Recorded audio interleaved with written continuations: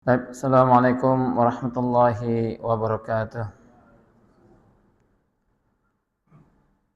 Alhamdulillah la ihsani wa syukru ala taufiqi amtinani. Asyhadu an la ilaha illallah wahdahu la syarika lah. Ta'ziman li sya'nihi wa asyhadu anna Muhammadan abduhu wa rasuluh dzata ridwanih. Qala Allah Ta'ala fi kitabil karim. A'udzu billahi minasy syaithanir rajim. Yarfa'illahu alladhina amanu minkum walladhina utul ilma darajat. Pertama-tama kita muji Allah Subhanahu wa taala atas limpahan nikmat dan rahmatnya, karunia-Nya sehingga kita bisa berjumpa kembali dalam majelis ilmu. Ya, semoga Allah berkahi pertemuan kita, majelis yang mulia ini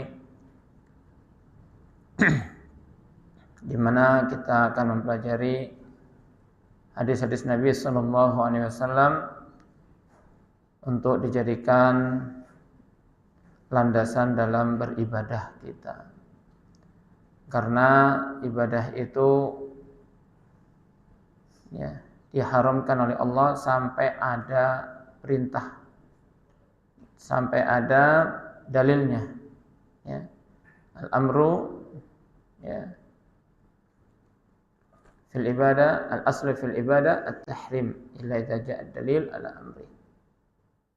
Pada dasarnya ibadah itu diharamkan sampai ada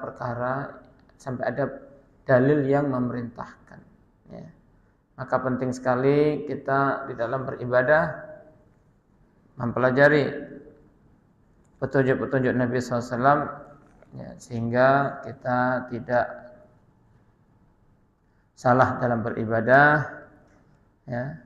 sehingga ibadah kita diterima oleh Allah Subhanahu wa taala. Karena syarat untuk terimanya suatu ibadah yang pertama ikhlas karena Allah Subhanahu wa taala, kedua mutaba'atun Nabi sallallahu alaihi wasallam, mengikuti petunjuk Nabi sallallahu alaihi wasallam. Baik.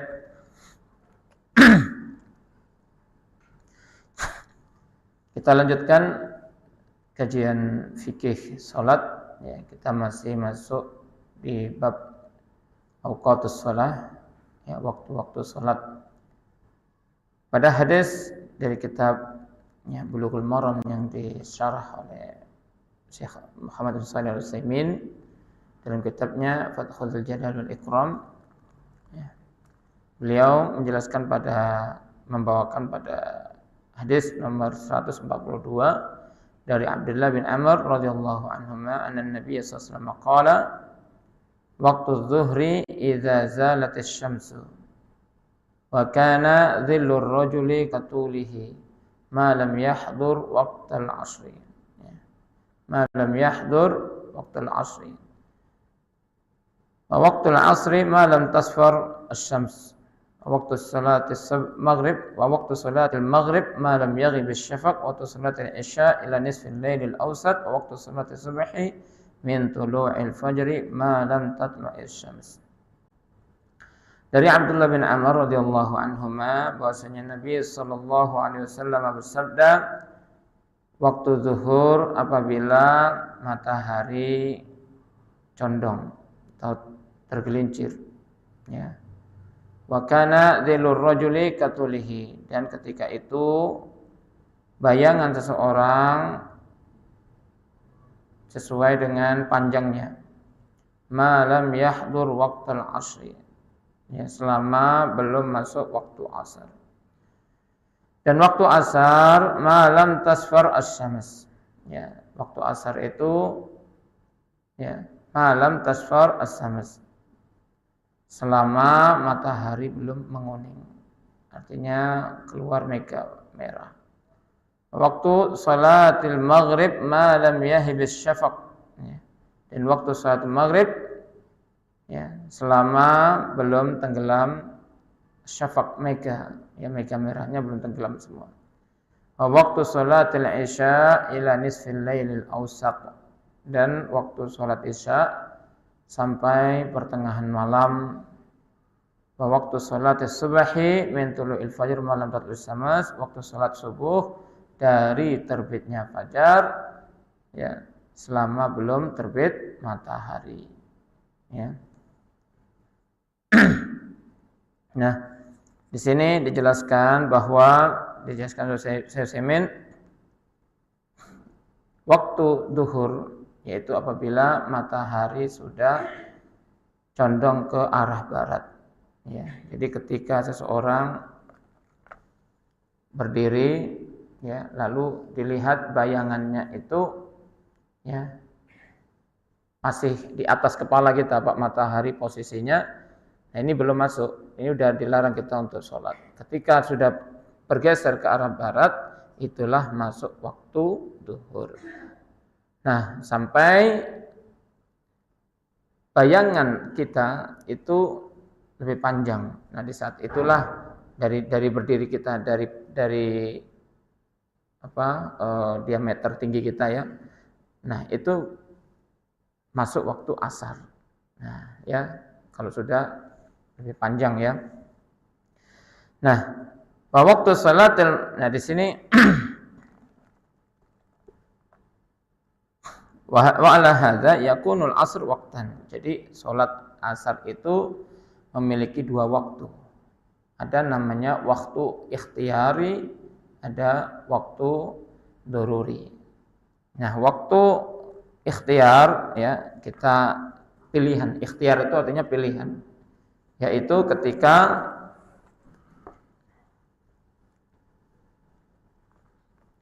masih dari mulai masuknya waktu asar sampai masih kuning, ya, matahari masih ada mega kuning.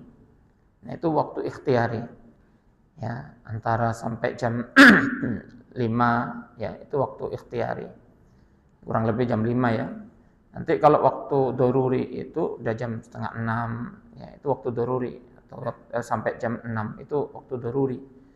Waktu doruri itu sah atau tidak untuk sholat? Ya, masih sah, ya, jika memang ada uzur, ya, masih darurat, masih ada waktu, ya, untuk sholat. Nah, ketika sudah masuk waktu maghrib, ya, ketika sudah masuk waktu maghrib maka tidak sah sholat lagi, ya, apabila seseorang itu sengaja tanpa ada uzur yang syar'i.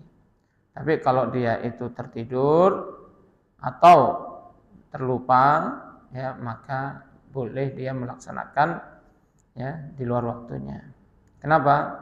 Karena terdapat hadis Nabi SAW, ya, man nasiya sholatan aw nama anha fakafaratuha bi ayyisalliha idza dzakaraha. Barang siapa yang lupa atau tidur, ya, tertidur, maka kafarahnya yaitu dia sholat ketika dia ingat. Ketika dia ingat, segera ambil wudu, kemudian dia sholat, ya. Mau 1 harian, ya, dia tertidur, koma ataupun pingsan, ya, seharian. Kalau seandainya dia itu faktor karena tertidur, ya, atau karena pingsan, koma, maka itu diperbolehkan untuk dia, ya, menjamak semuanya.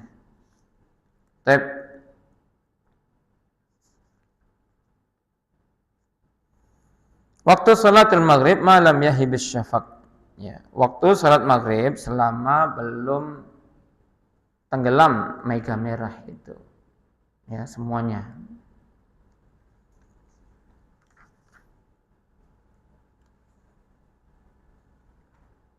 Jadi mega merah di sini adalah al-khattul mu'tarid alladzi yatba'us syams. Jadi garis yang horizontal yang mengikuti matahari, dia warnanya merah.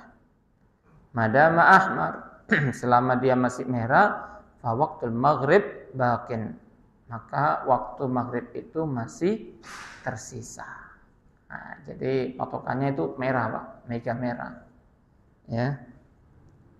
Wa idza idmahallatil hamra walau baqiyal bayad faqad kharaja waqtul maghrib. Nah, kalau seandainya mega merahnya sudah hilang, ya, tapi kok masih ada sisa putih, maka masuk waktu maghrib, ya. Jadi sudah nggak bisa lagi sholat asarnya. Ini kalau udah tenggelam, mega merah sudah nggak ada sama sekali, cuma ada putih aja garis di ujung itu. Ya. Nah, itu sudah masuk waktu maghrib, ya. Faqad akhraja keluar waktu maghrib, maksudnya keluar waktu maghribnya kalau sudah putih semua, maghribnya itu udah habis waktunya, itu masuk waktu isya, ya, itu. Jadi bisa difahami ya, kalau waktu maghrib itu masih ada sisa mega merah. Kalau sudah hilang mega merahnya tinggal putih, berarti itu sudah masuk waktu isya. Nah, itu. Waktu isya ila nisfil lail. Ya, waktu isya itu sampai pertengahan malam. Jadi waktu isya itu sampai pertengahan malam.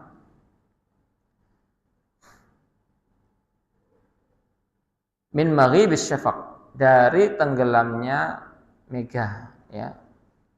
Merah, putih, ya, hilang semua. Li'anna lam yadhkuril ibtida'. Nabi SAW di sini tidak menyebutkan permulaannya. Ulima anna hadza mabniyun ala ma sabaqa ala intihai shalah lati qabla ila nisfil lail awsat.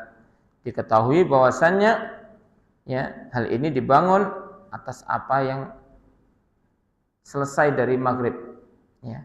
Waktu selesai maghrib itu kan tenggelam mega merah semuanya, ya, tinggal putih. Nah, dari situlah masuknya waktu isya. Ya, sampai kapan? Sampai pertengahan malam. Ngitungnya gimana kalau pertengahan malam? Nah, kalau kita sholat isya jam berapa nih? Jam 7.30 ya. Nah, sampai subuh itu jam berapa subuh? Jam 4.50 ya. 4.50. Antum bagi 2. Berarti 4 jam ya. Ya. 9, 10, 11, kan 12, 1, 2, 3, 4. Hampir 5. 4 jam setengah. Jadi mulai dari jam 4 jam setengah itu berarti setengah 8, setengah 9, ngitungnya dari setengah 9, setengah 10, setengah 11, setengah 12. Nah, setengah 12 itulah selesai. Ya. Nah, dari situ setengah 12 atau jam 12 itu selesai. Ya, itu waktu salat isya. Nah, di sini Syekh Utsaimin menjelaskan bahwa waktu darurah ila tulul fajri fala dalila alaih. Jadi ada yang menjelaskan, sebagian ulama berpendapat. Tapi kalau saya nyebutkan pendapat ulama itu jangan ditelan mentah-mentah dulu karena nanti ada endingnya. Mana yang rojih? Itu ya. Ini ada pendapat-pendapat ulama yang mengatakan bahwa waktu sholat isya itu ada 2 juga, sama dengan sholat asar tadi. Ada waktu ikhtiyari, ada waktu daruri.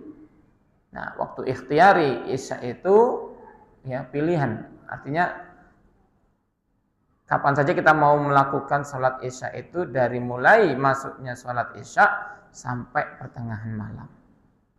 Nah, selebihnya itu daruri. Nah, tapi di sini kata Syekh Utsaimin beliau mengatakan bahwa ini tidak ada dalilnya. Yang mengatakan daruri setelah pertengahan malam berikutnya itu tidak ada dalilnya. Wa yanbani ala hadzal ikhlaf law anna imra'atan haidan tarab min ba'da muntasifil lail fa innaha ala kulli rajih la tajibu 'alaiha salatu isya li'annahu kharaja waqtaha. Ya. Nah, begitu juga atas orang yang haid. Kalau seandainya dia sucinya ketika pertengahan malam, jam 1 malam baru dia suci, jam 12 malam baru dia suci, maka tidak wajib baginya untuk sholat isya. Kenapa? Karena sudah keluar waktunya. Nah, gitu. Wa 'alal qaul bi anna tamtaddu ila tulul fajr tazamuha, ya. Kemudian di sini was-shawab annaha la tazamu, yakni as-shawab anna ma'rada tawrat fi waqti shalat tsaniyah lam tazamu shalah allati qabla. Begitu juga ada yang berpendapat begini. Kalau masih waktu masuk salat isya, berarti dia harus melaksanakan maghrib juga. Nah, untuk orang haid ini ya, Nah, cerita orang haid ini kalau seandainya sucinya dia di waktu Isya, entah jam 9 atau jam 10, atau jam 11, atau jam 7 atau jam 8 ya, pokoknya di waktu Isya. Apakah wajib baginya sholat maghrib?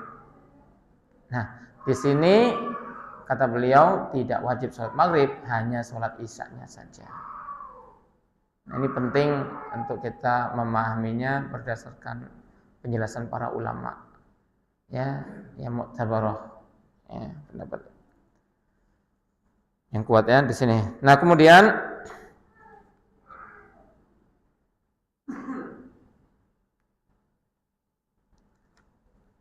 al-awqat hadhihi dalla 'alaiha al-Qur'an ijmalan.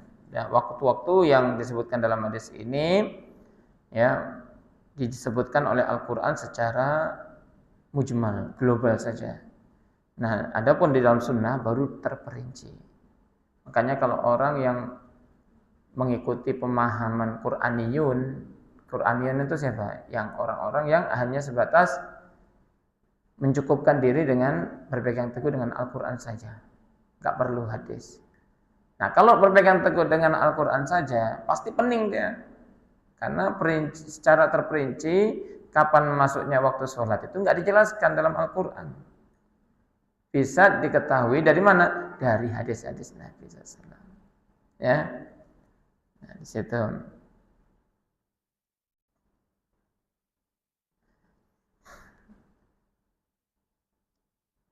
Contohnya masuk waktu tadi ya sholat isya kapan waktunya nggak ada dalam Al-Quran. Ya, nah kalau dalam Al-Quran itu hanya sebatas aqimis sholata liduluki syamsi ila ghasaqil lail. Dalam surah Al-Isra ayat 78. Tegakkanlah sholat ya ketika tergelincirnya matahari sampai gelapnya malam. Ya. Nah, artinya dari mulai pagi sampai malam, gitu. Di sini nggak ada perinciannya, ya, makanya cara membantah orang-orang Qur'anian itu gampang, ya. Suruh aja mereka nyari tata cara sholat dalam Al-Quran, ada tak? Nggak ada. Tata cara waktu-waktu sholat, ada nggak ketetapannya? Nggak ada, ya. Luar biasa ya, di kampung-kampung banyak sekali kalau kita dengar ceramahnya para khotib itu nggak ada satupun yang menjelaskan berpegang teguh pada sunnah sebagai acuan, itu nggak ada. Al-Quran semua gitu, mengacu kepada berpegang teguh pada Al-Quran saja gitu. Ini salah ya.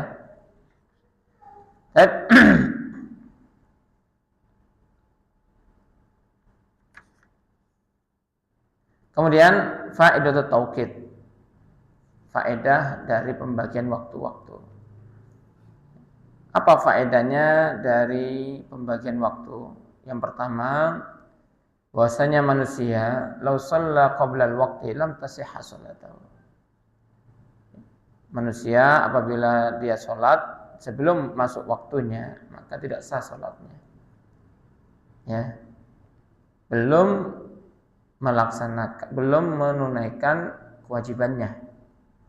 Ya. Fa in kana ya'lamu anna al-waqt lam yadkhul famtala'ib. Ya. Maka jika dia mengetahui bahasanya waktu belum masuk, maka dia memperolok-olok. Ini juga enggak sah. Salatnya batil. Gitu ya. Belum masuk waktunya tapi dia salat. Ini batil. Sudah tahu dia, ya. Maka salatnya batal. Wa in kana la ya'lamu salatahu la ya'lamu fa salatuhu nafilah wa la tujzi'u anil fardhu. Dan jika dia tidak mengetahui, maka salatnya dianggap salat sunnah nafilah. Tapi dia belum dianggap menunaikan kewajibannya. Jadi harus tetap salat. Contoh nih, saya pernah dulu Pak mengalami tidur di Masjid Jami di Sidoarjo waktu itu. Saya kira sudah azan, masjidnya besar kan.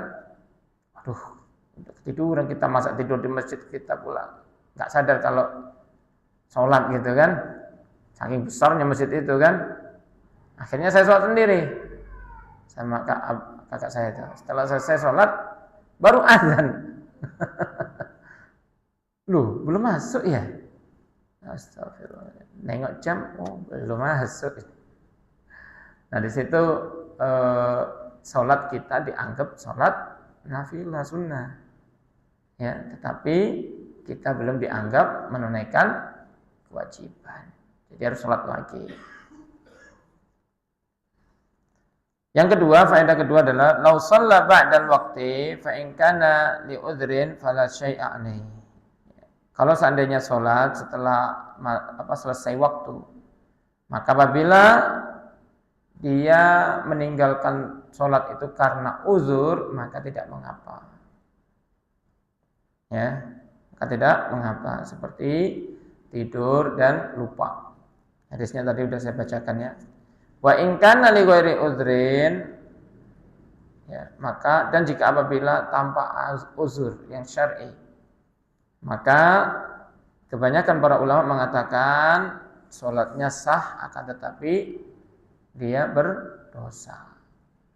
Ya, tanpa uzur nih, dia lalaikan sampai masuk waktu maghrib atau masuk waktu isya gitu ya.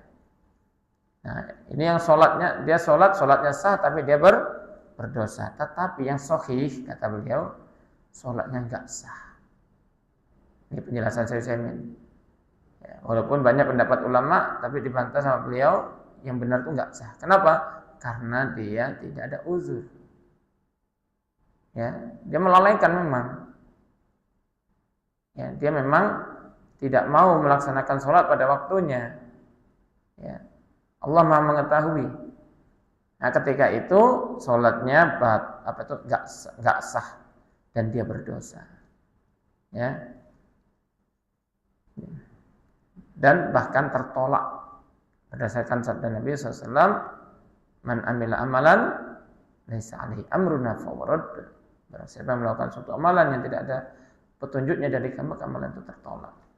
Rasulullah SAW ya, meninggalkan zuhur, asar, ya, itu karena apa? Karena perang Ahzab itu kan. Sampai Rasulullah SAW berdoa, syaghiluna an salatil wusta, mala Allah qulubahum buyutahum nar. Ya. Mereka telah menyibukkan kita dari sholat wusta, yaitu sholat asar. Semoga Allah memenuhi buyutahum wa quburuhum nar. Semoga Allah memenuhi rumah dan kuburan mereka itu dengan api, ya, dengan neraka. Gitu. Ini menunjukkan bahwa Rasulullah SAW itu meninggalkan sholat karena uzur, perang, kecamuk, lengah dikit musuh masuk, ya, 10.000 orang melawan umat Islam yang jumlahnya ya tak sampai 1.000. Nah, jadi hanya bisa melakukan pertahanan diri saja, nggak bisa lengah. Kalau lengah nanti masuk, ya kan? Sampai disibukkan sampai lewat zuhur, asar, ya, maghrib, ya, baru sholat. Itulah Rasulullah mendoakan itu. Semoga Allah ya, memenuhi kuburan mereka itu ya. Nah, kemudian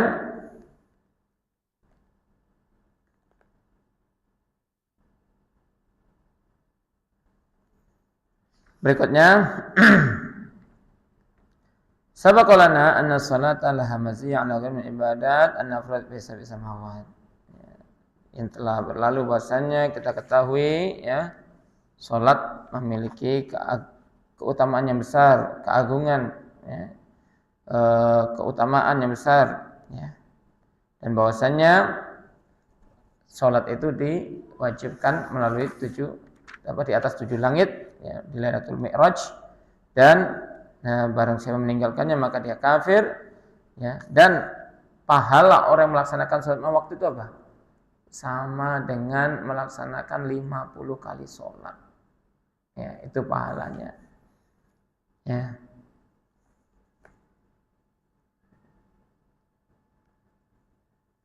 Kemudian wa ba'du amrihi anna nabiyya talqah biduni wasithah, bahasanya salat itu disampaikan kepada Rasulullah tanpa ada wasilah, ya. Kemudian salat itu tidak gugur apapun kondisinya, ya. Dan ini pendapat yang kuat, walaupun pendapat Ibnu Taimiyah mengatakan bahwa idza lam yastati'il ima fa innaha tasqutu hatta innahu la yara annal insana yusalli bi ainihi. Bahwasanya barang siapa yang tidak mampu berisyarat, enggak mampu isyarat lagi pakai tangan, enggak mampu lagi, ya, maka sesungguhnya sholat itu gugur, ya. Bahkan beliau tidak berpendapat, ya, membenarkan orang yang sholat dengan kedipan mata. Itu beliau enggak berpendapat. Artinya apa? Enggak bisa sholat dengan cara seperti itu. Itu pendapat Ibnu Taimiyah. Ya, walaupun orangnya masih sadar, itu gugur.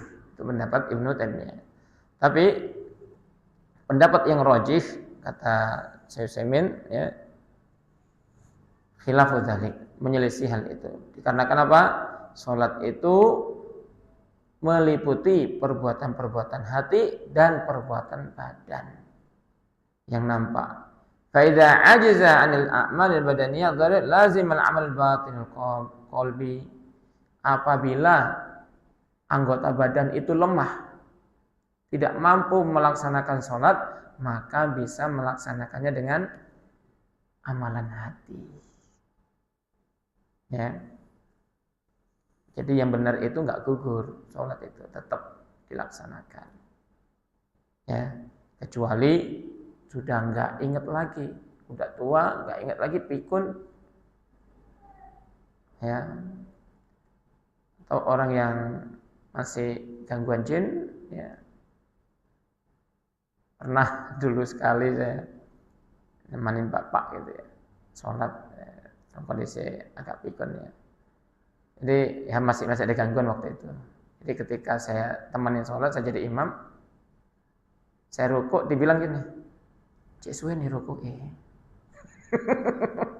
Lama betul rukuknya ini. Dia bilang gitu. Bagaimana saja. Cek suwe nih rukuknya. Sholat itu di samping saya gitu kan. Ya kalau udah kayak gitu emang gak wajib. Ya, kenapa? Karena akalnya sudah gak ada. Ya, udah kayak gitu gak wajib. Ya, mau antum ajarin kayak manapun ya tetap sholatnya gak sah, gak sempurna, dia gak akan bisa sempurna. Baik.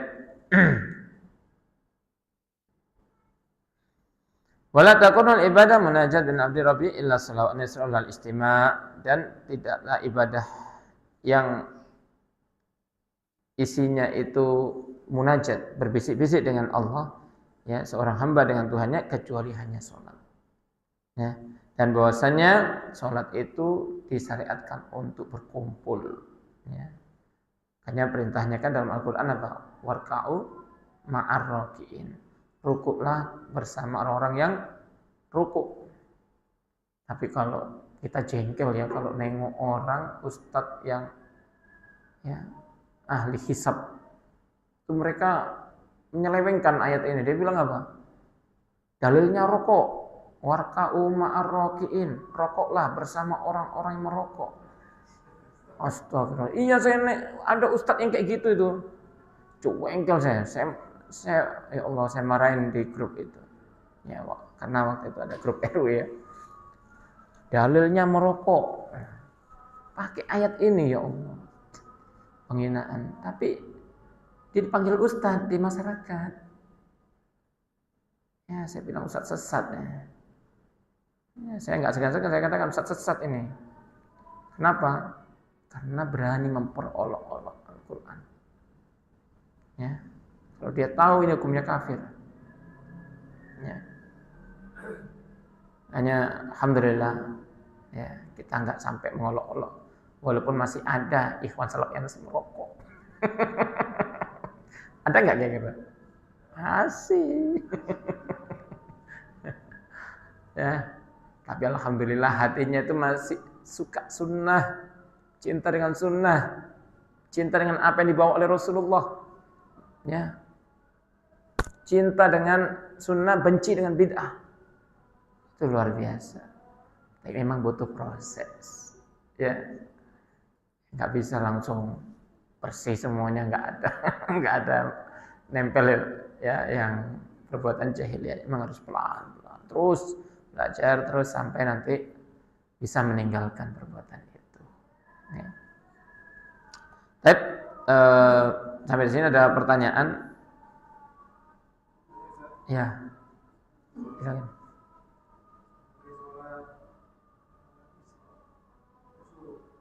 Ya, syuruk. Ya.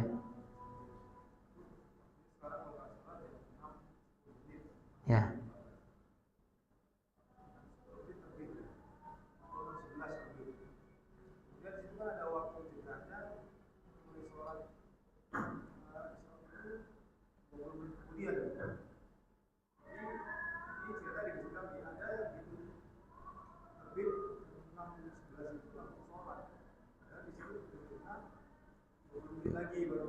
Ya.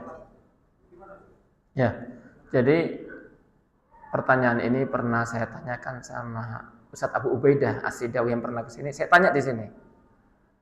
Apa yang Bapak saya tanyakan, saya tanyakan ke beliau. Ya. Apa jawaban beliau? Ya, 15 menit ya setelah terbitnya matahari baru kita sholat. Jadi tidak langsung sholat. Saya pun juga kemarin masih belum paham itu ketika ada Ustadz Abu Ubaidah saya tanyakan langsung. Ya, jawabannya seperti itu. Jadi tidak langsung sholat. Ya, waktu syuruknya misal jam 6 lewat 10 ya. Nah, 10, 11. Nah, nanti tunggu 15 menit kemudian baru sholat syuruk. Ya. Begitu. Ya. Ya belum boleh. Itu justru masuk kepada larangan untuk sholat. Ya, karena hadisnya kan salah sa'atin nahan Rasul an nusalliya fihinna au an nakbar fihinna mautan. Ya. Jadi ada 3 waktu yang kita itu dilarang untuk sholat dan menguburkan jenazah kayak kita. Ya, yang pertama adalah ya khina yakun bazighatan hatta tartafi. Jadi matahari itu ketika terbit sampai dia meninggi. Nah, sampai dia meninggi inilah waktu syuruk kita boleh sholat syuruk itu. Jadi kalau belum satu, kalau dalam hadis itu sebutkan ramhi qadrin, qadru ramhin. Jadi setinggi tombak ya. Nah, itulah boleh kita sholat. Kalau udah matahari terbitnya setinggi tombak kecil itu. Nah, baru dia boleh kita sholat. Ya, nah makanya dibuat 15 menit aja. Setelah itu baru sholat. Ya. Ada pertanyaan lain? Ya.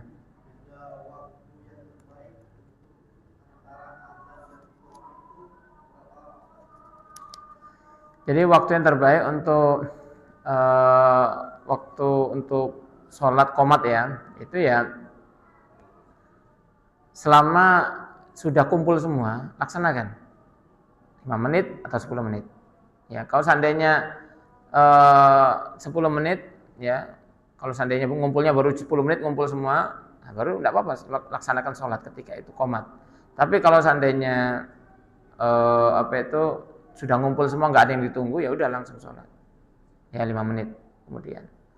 Itu yang lebih bagus ya. Berikan waktu untuk sholat sunnah. Nggak kayak sekarang ini di masjid-masjid banyak yang azan maghrib langsung qomat. Ibaratnya manggil orang, Pak Pinang Pak. Ya, naik angkutan umum, nggak taunya orang datang, dia lari, jalan dia mobilnya itu. Nah, ini kan nggak masuk akal gitu. Angkutan umum itu namanya manggil-manggil ya dia tunggu. Orang datang kan, naik baru pergi. Masa orang panggil habis itu ditinggal, ya kan? Nah, ini juga alhamdulillah di sini nggak kayak begitu, ya. Itu ya 10 menit. Kalau nggak ada lagi orang yang ditunggu, udah langsung sholat. Nah ini kalau Rasulullah SAW dalam hadis Sahih Bukhari Muslim itu kalau sholat isya itu melihat kondisi. Jika kumpul semua maka beliau menyegerakan. Tapi kalau seandainya lambat maka beliau mengakhirkan. Nah gitu Imam Rasulullah SAW itu seperti itu. Nanti ini disebutkan di sini, nanti kita bahas. Nah, waktu subuh jangan terlalu lama, 5 menit atau 10 menit udah langsung, jangan terlalu lama. Kalau ada penelitian katanya 30 menit kemudian baru sholat, ya kan? Nah ini yang pernah saya jumpai di majalah Al-Furqan ya, pembahasan tentang masalah polemik tentang waktu subuh. Itu ternyata sudah diteliti di Saudi itu di zamannya Syekh bin Baz, dilakukan riset ulang gitu. Ternyata apa yang diragukan oleh banyak orang itu ternyata salah. Kalau ragunya nanti harus 30 menit kemudian, itu salah ternyata. Itu dibantah sama Lajnah Daimah itu. Akhirnya ditetapkan apa yang sudah ditetapkan oleh pihak ahli falaknya itu sudah benar itu. Ya, perhitungannya sudah benar. Maka ketika saya sampaikan artikel itu kepada salah satu ustadz yang yang kekeh dengan masalah ini, saya sampaikan, akhirnya beliau merubah pendapatnya. Alhamdulillah. Dan beliau mengakui kesalahannya dan beliau membenarkan pendapat kita setelah kita tunjukkan artikel dari Ustaz dari Al-Furqan, penelitiannya bahkan dilakukan penelitian di Saudi lagi masalah itu, riset secara ilmiah lagi, ternyata nggak benar itu, hanya hanya keraguan gitu ya. Baik. Itu saja, kurang lebihnya maaf. Subhanakallahumma wa bihamdika asyhadu an la ilaha illa anta astaghfiruka wa atubu ilaik. Assalamualaikum warahmatullahi wabarakatuh.